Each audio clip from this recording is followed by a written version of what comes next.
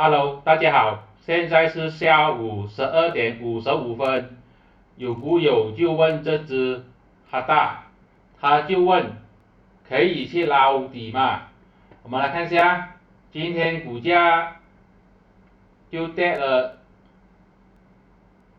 5分，现在的收盘价是2.25，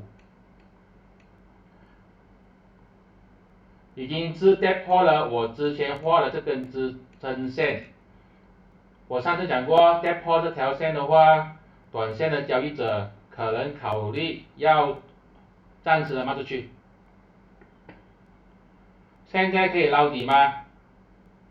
很明显呢，股价正在下跌中，下跌中的话，我们是不去捞底的。我的策略是，等到它止跌回升弹上去的时候，再考虑要不要捞。现在是止跌回升吗？很显然还没有。它的支撑就是这个2.07这边这条线，也就是这个筹码峰的最高价。